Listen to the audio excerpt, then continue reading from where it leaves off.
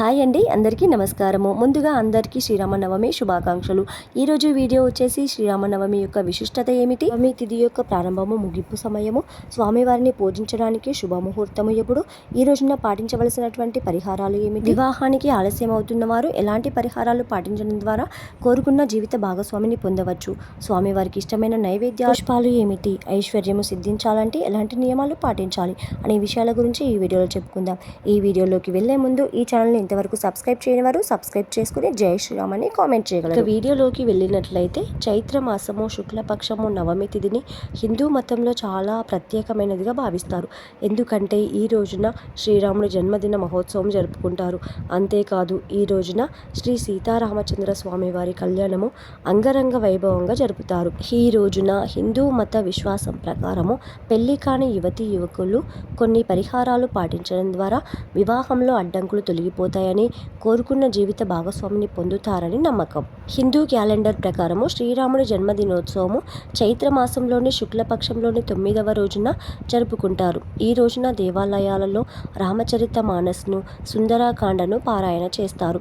పురాణాల ప్రకారము ఈ రోజున రాముడు అయోధ్య రాజు దశరథుడు కౌసల్యకి జన్మించాడు.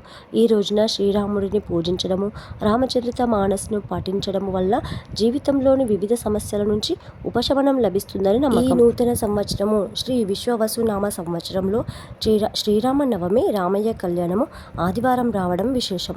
రామయ్యకు ఎంతో ప్రీతికరమైన వారము ఆదివారము. దీంతో ఆ రోజున స్వామివారి కళ్యాణాన్ని కడురాలా తిలకిస్తే అంతా శుభమే జరుగుతుందని భక్తుల యొక్క విశ్వాసం. రాముల వారు సూర్యవంశంలో జన్మించారు. మానవుడు వైవశ్యత మనవు సంతానం కాబట్టి మనమంతా మనుష్యులం. సూర్యుని కుమారుడు మనువు. మానవ జాతికి ఆది పురుషుడని కూడా అంటారు. ఆది అనగా సూర్యుడు, అందుకే ఆది వంశము విశుద్ధుడు అని పేరు. ఆదివారం అనగా శ్రీరామచంద్రునికి సంబంధించిన వారము. ఈ ఏడాది ఆదివారము శ్రీరామనవమి రావడము, కళ్యాణం కావడము ఎంతో విశేషమని చెబుతున్నారు. నవమి తిథి ఏప్రిల్ 5న సాయంత్రము 7:26 ప్రారంభమై ఏప్రిల్ 6 సాయంత్రము 7:22 ముగుస్తుంది. ఉదయ తిథి ప్రకారము శ్రీరామనవమి ఏప్రిల్ 6న జరుపుకుంటున్నారు. శ్రీరామనవమి రోజున పూజకు శుభ సమయము ఉదయము 11:08 నుంచి మధ్యాహ్నము 1:39 వరకు ఉంటుంది. ఈ రోజున భక్తులకు రామయ్య పూజ కోసము శుభ సమయము వచ్చేసి 2:31 సమయము లభిస్తుంది. ఇక ఈ రోజు చేయవలసిన కొన్ని ముఖ్యమైనటువంటి పరిహారాలు ఏంటంటే, ఎవరికైనా వివాహంలో పదే పదే అడ్డంకులు ఏర్పడుతూ ఉన్నట్లయితే ఈ రోజున సాయంత్రము సీతారాములకు పసుపు, గంధం, కుంకుమను సమర్పించినట్లయితే వారి వివాహంలో ఉన్న అడ్డంకులు తొలగిపోయి వారు కోరుకున్న జీవిత భాగస్వామిని పొందవచ్చని చెబుతారు. రెండవది, ఇంట్లో ఆనందము, శ్రేయస్సు, సంపద కోసము ఆ రోజున నవమి రోజున రామదర్బార్ను పూజించి ఇంటి ప్రధాన ద్వారం వద్ద 11 దీపాలను వెలిగించాలి. ఇక మూడవది, వ్యాధుల నుంచి బయటపడడానికి రామనవమి రోజున హనుమంతుడిని పూజించాలి. ఆ తర్వాత హనుమాన్ చాలీసాను పఠించినట్లయితే దీర్ఘకాలిక తీవ్రమైన వ్యాధుల నుంచి ఉపశమనం లభిస్తుందని పండితులు చెబుతున్నారు. ఇక సంతానం కోసము ఎదురు చూసే దంపతులు శ్రీరామనవమి రోజున ఎరుపు రంగు వస్త్రాన్ని తీసుకుని దానిలో ఒక కొబ్బరికాయను చుట్టి సీతాదేవి పాదాలకు సమర్పించాలి. ఆ తర్వాత ఓం నమ శివాయ అనే మంత్రాన్ని 108 సార్లు జపించండి. ఇలా చేయడం ఎవరైతే అనేకమైన ఆర్థిక సమస్యలతో బాధపడుతున్నారో వారంతా ఈ రోజున ఎరుపు రంగు వస్త్రాలను ధరించాలని పండితులు చెబుతున్నారు. అలాగే ఒక ఎర్రని గుడ్డను తీసుకొని అందులో 11 గోమతి చక్రాలు, 11 కరివేపాకు ఆకులు, 11 లవంగాలు, పంచదారతో చేసిన 11 బాదుషాలు లక్ష్మీదేవికి, శ్రీరామచంద్రుడికి సమర్పించాలి. అంతేకాదు శ్రీరామనవమి వేళ ఏదో ఒక దేవాలయానికి వెళ్ళి కుంకుమ రంగుల్లో ఉండే జెండాను దానం చేయాలి. పసుపు భోగాన్ని సమర్పించాలి.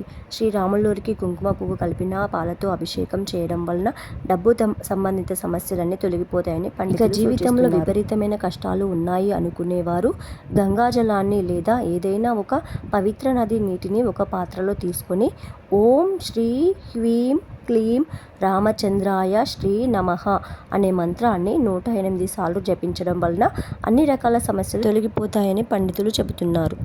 రామాలయంలో ఈ రోజున నెయ్యి లేదా నువ్వుల నూనెతో దీపం వెలిగించి 108 సార్లు జై శ్రీరామ్ అనే నామాన్ని జపించినట్లయితే మానసిక ప్రశాంతత లభిస్తుంది.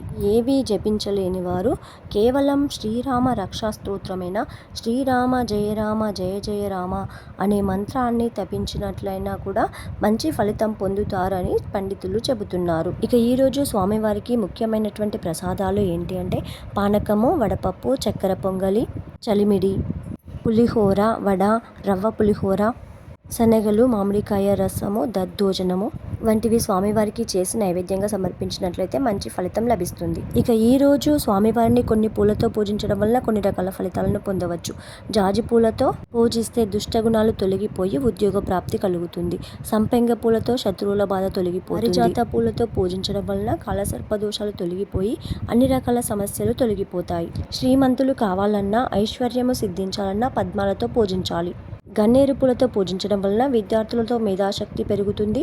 మరియు కవిత్వంలోనూ సాహిత్యం రంగంలో రాణించాలంటే గన్నేరు పూలతో పూజించాలి. మల్లెపూలతో పూజిస్తే అనారోగ్య సమస్యలు తొలగిపోతాయి. నందివర్ధన పూలతో పూజించడం వలన ఇంట్లో సుఖ సంతోషాలు, మనశ్శాంతి లభిస్తుంది. ఈ విధంగా స్వామివారి కళ్యాణం రోజున సీతారామచంద్ర స్వామివారిని ఒక్కో రకమైన పూలతో పూజిస్తూ ఒక్కో రకమైన ఫలితాన్ని పొందవచ్చని పండితులు చెబుతున్నారు. ఇదండి ఈరోజు వీడియో. ఈ వీడియో కనుక మీకు నచ్చిందని అనుకుంటున్నాను. ఈ వీడియో కనుక నచ్చినట్లయితే జై శ్రీరామ్ అని కామెంట్ చేయండి. సబ్స్క్రైబ్ చేయడం మర్చిపోకండి. ఆ సీతారామచంద్రుల వారి అనుగ్రహం మనందరిపైన ఉండాలని మనస్ఫూర్తిగా కోరుకుందాం. ఇదండి ఈరోజు వీడియో. మరొక మంచి వీడియోతో మళ్ళీ కలుద్దాం. అందరికీ శ్రీరామనవమి శుభాకాంక్షలు. Thank you.